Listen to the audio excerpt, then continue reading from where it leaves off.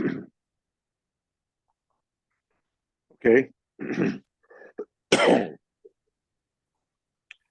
Today, Mitzvah Hashem, we are starting voice base of Emerson and Emunah, Eitzes and Agroras, the explained Eitzes. This is based upon the Likutei Eitzes, which is a sefer that that Reb Nosson wrote, Rabbeinu wrote it, and it's basically the original sefer is very. Hold on, let me just try to fix here the angle of this machine here. See if it works. Give me a sec.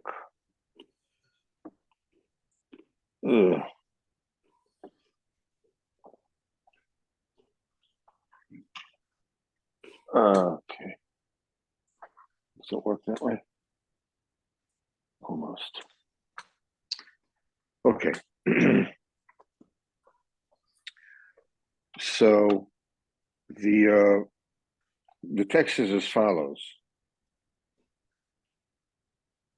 Emunah and Tefillah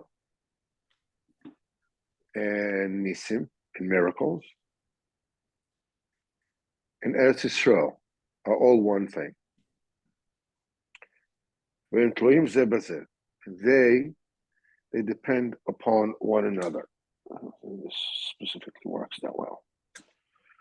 And they are interdependent one upon the other.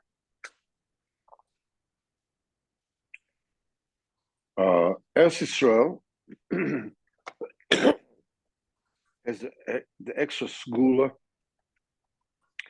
the propensity of being able to mechazik the Emunah in the Hashgacha of Hashem Yisbarach.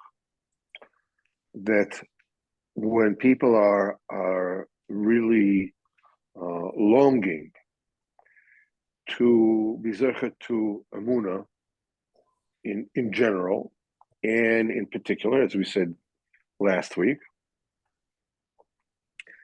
Eretz Yisrael is mesugal also to the shleimus of the tefillah. What does that mean?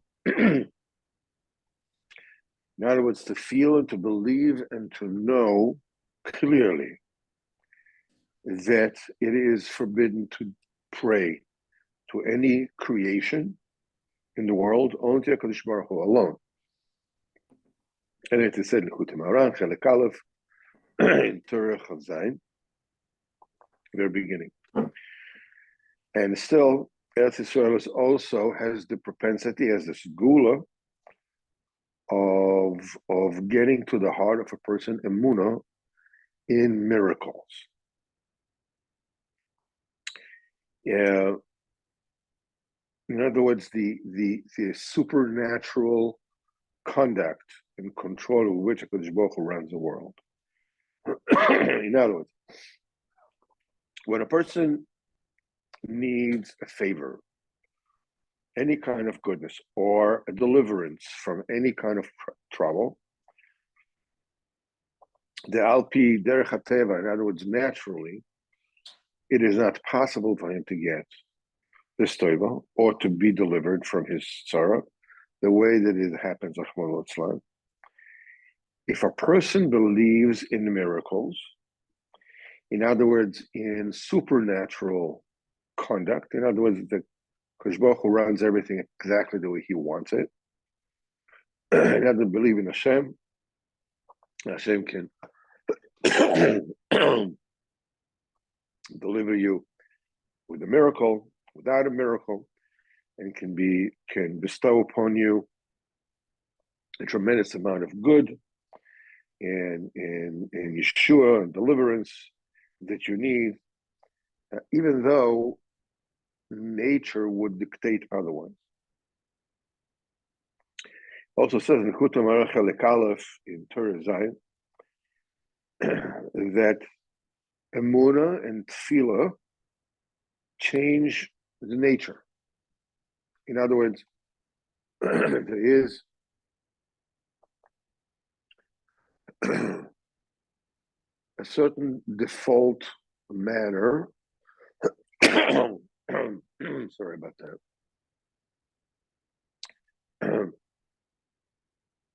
According to which the world runs.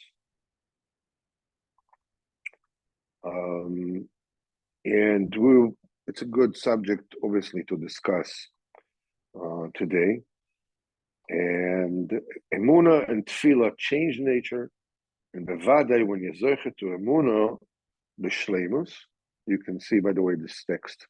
I sent it to you in WhatsApp. When a person is Zoche to Emunah B'Shleimus and Tefillah B'Shleimus, when you are Zoche to a proper Emunah and proper Tefillah, which are really one and the same. In other words, what does it mean to be Zoche with Tefillah? Everybody has ups and downs in Tefillah. Hainu Shelo La'arpos, don't let go. Don't say, I didn't get it until now. Keep on keeping on. But Yitzchazek b'Tefillah, strengthen yourself in Tefillah, in Emunah, always, at all time. And when you're Zoche to believe in miracles, you realize that basically everything is a miracle. You know, it's just these are miracles that we're used to, and these are miracles that we're not used to, but everything is a miracle. This is the sanctity of Eretz Yisrael. And it's also expounded more in the Kuta Halachas, Hilchas Tefillah, Hilchas Gimel, Hilchas Bechas Hareach, Hilchas Daled, and more. That being miskarev, being closer, getting yourself closer to the Tzaddik Emes, and listening to his advice. In other words, whatever he says goes, you do it. That is specifically Kedusha of Eretz Yisrael Mamish. From here we learn that by getting close to Tzaddik HaMiti, really getting close to him, and doing what he says, you're Zoche to Mischazek in Emunah, properly, you're also Zoche to daven properly. In other words, what does it mean to daven properly? In other words, to feel that it is not permissible to fake, to daven b'shakronis, not to daven to any creation, not to show yourself as like, whoa, check me out. I was like, so the people around me will say that I'm, whatever, making movements while davening or whatever. Only to HaKadosh Baruch Hu alone, and that's it. Tefillah emes, emes lamita, that's it. Also, by being closer, getting closer to Tzaddik Emes, you're zecher to believe in miracles, as we said before. And the thing that all this works up to is that getting closer to Tzaddik awakens and excites a person into Emunah. He brings a person to Emunah in Hashgacha Sabayra.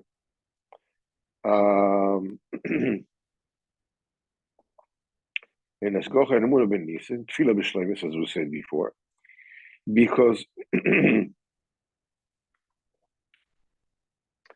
believing in miraculous Hashgacha is on a higher level than only believing in natural Hashgacha. Like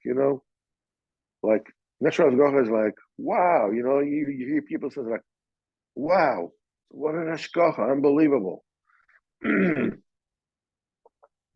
This is an Emunadic version of like, wow, what are the chances, right?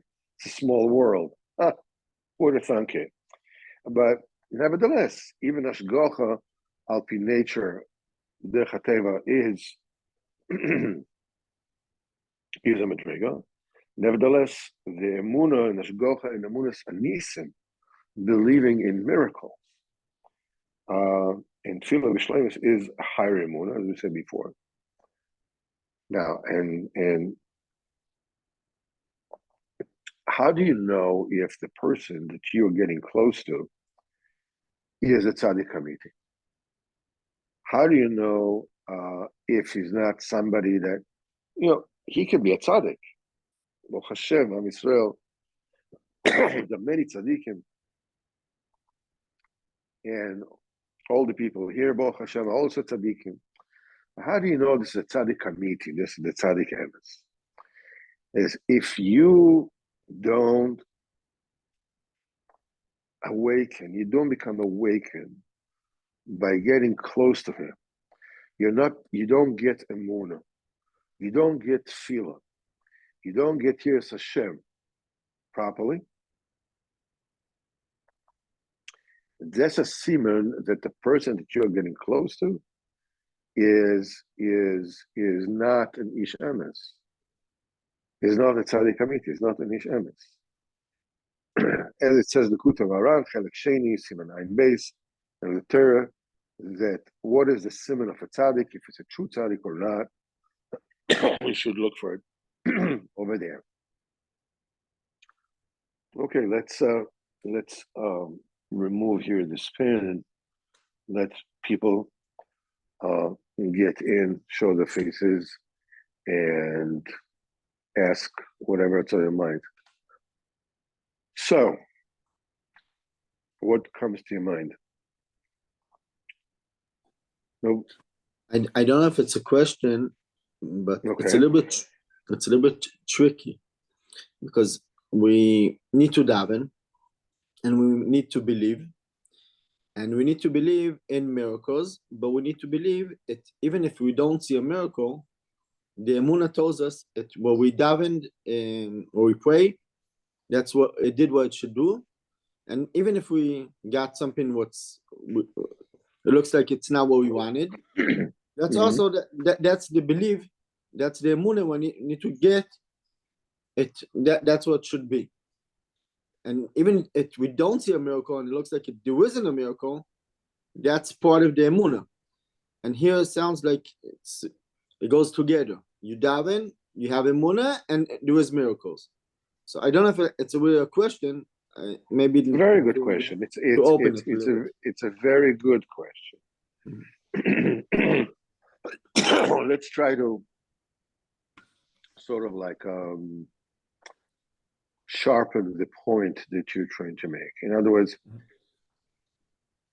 if I understand you correctly, you're saying there are all kinds of moving parts here, and you're not sure how they all coalesce together. On one hand, you have Emunah, whatever it is that you need to daven for. Fine. On top of that, you need to believe in miracles. Okay? And on top of that, you need to believe that if you daven and you don't get what you're davening for, that this, I don't know what it is that's giving this. That's a miracle. That's a miracle. Anyhow. And you don't get a miracle. You don't get the kind of deliverance that you're expecting. You're supposed to believe that that's the way it should have been. So the question, if I understand it correctly, is like, when do you know that, okay, this is the way it should be, and just let it go? And when to believe in miracles and keep on davening? Is that the question? Yeah. And also, after we understand the levels, when I really need to stop davening on something specific. That means if I need something specific, and I daven amount of time where I feel that's correct to daven, while I'm feeling it, and then I see it doesn't come, let's say. Okay. I realize that this. That's the second question. Right? Yeah, no, I understand. It's actually all one question. It's not that it's all one question. It has one answer. And the answer is as follows. The answer is as follows.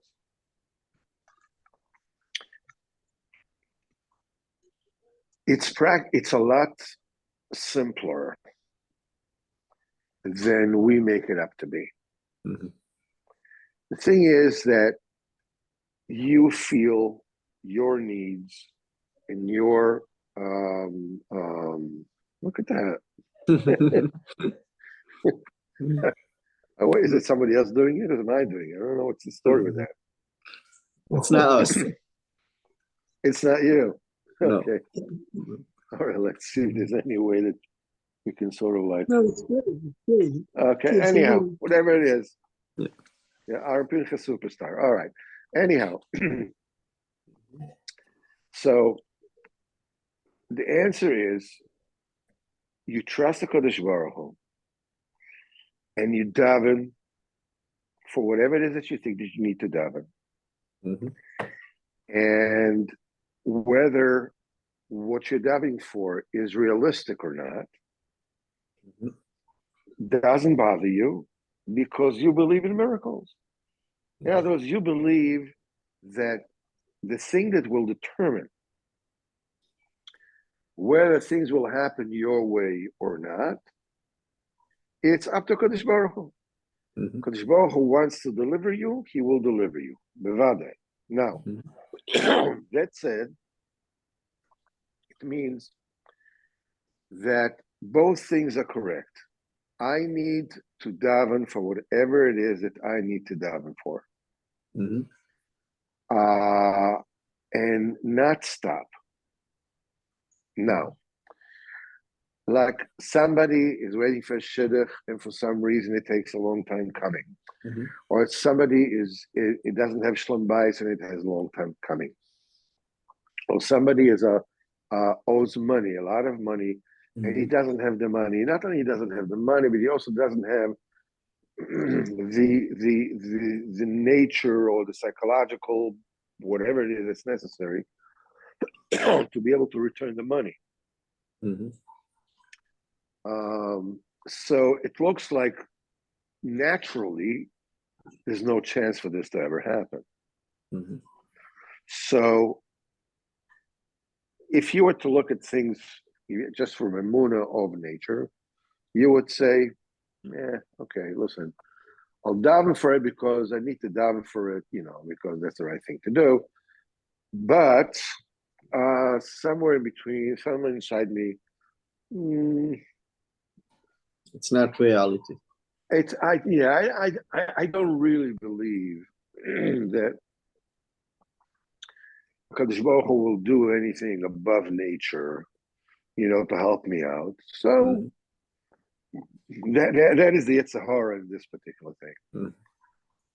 That said, however, a person needs to have a yishuv das, the presence of mind to understand. If you realize a need,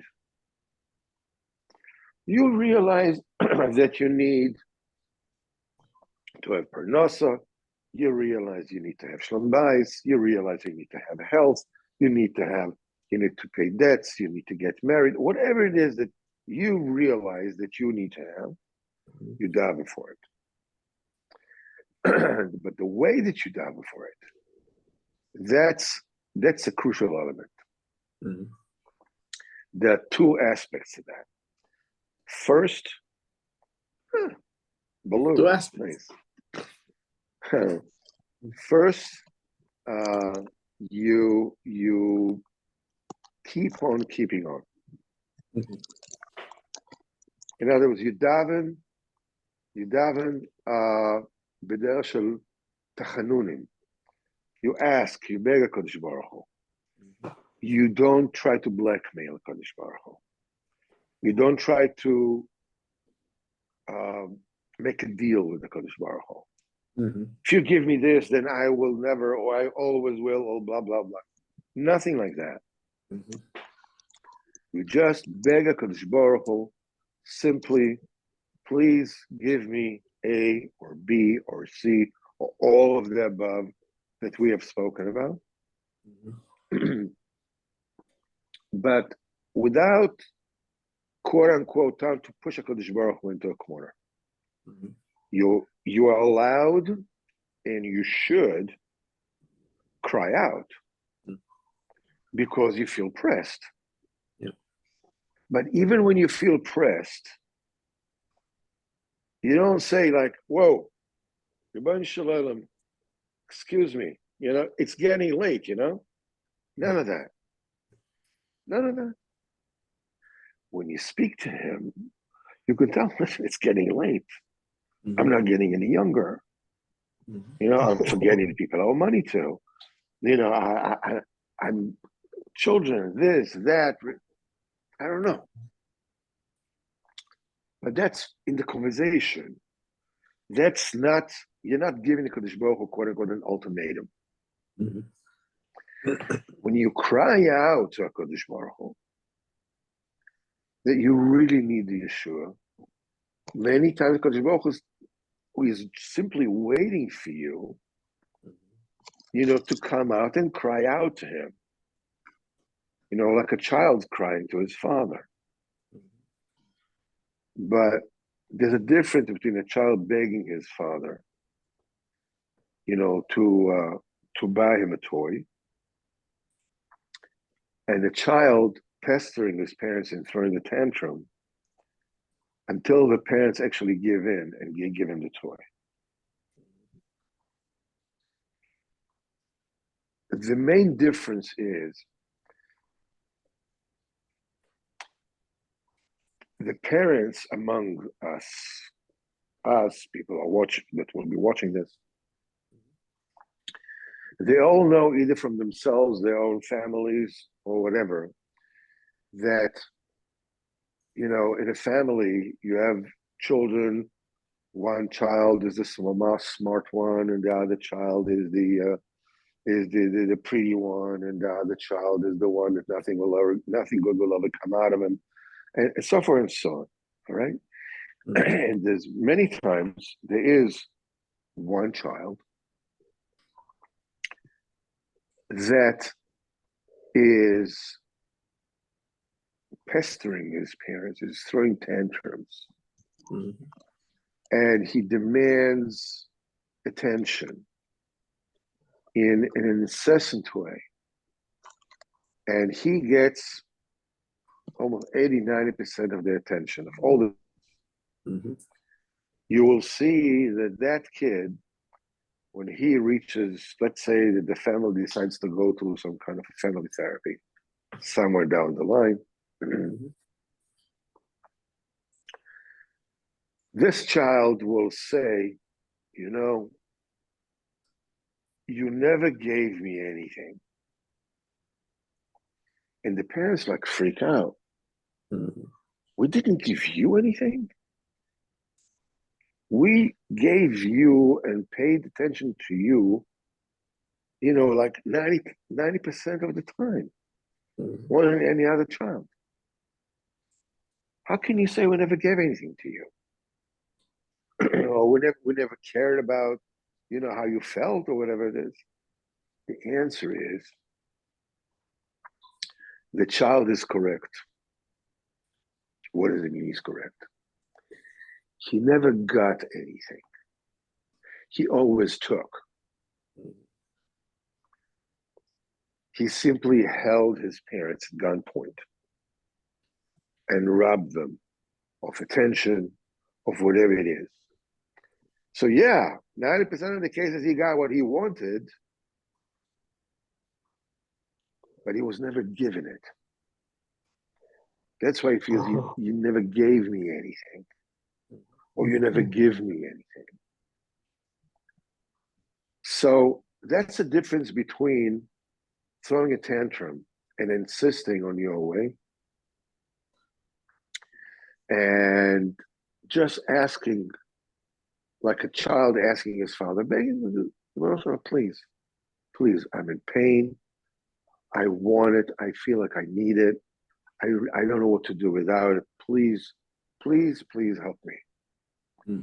This is proper. Not only is it proper, but in fact, the Kadosh Baruch Hu brings pressure on us, so we can actually care enough to cry out to him. And still, when we cry out to him, we leave it up to him. Because Baruch Hu will give, he will give. If not, not. So what does it has to do? So the thing is that as far as it gets to miracles, I keep on asking, it means that whether what I'm asking for is quote unquote feasible or not feasible in a natural world, as it were, makes no difference. Because Baruch Hu can do anything. And I ask, and I beg HaKadosh Baruch Hu, and I keep on asking non-stop for the things that I believe that I need. I don't insist. I don't put up ultimatums. I don't put a deadline. I'm not saying I'm going to execute the hostages unless I'm getting what I want to get, whatever. None of that. I just keep on asking. Because Baruch Hu is not scared of me. Because Baruch Hu wants to give me, he will give me. And if he knows that I shouldn't get it, he can keep it away. The thing is that like a child that throws a tantrum, if you press a Kadosh Baruch Hu and you want it and you want it and you want it and you want it and you want it and give it to me and give it to me and give it to me, you'll get it. Whether it's good for you or not.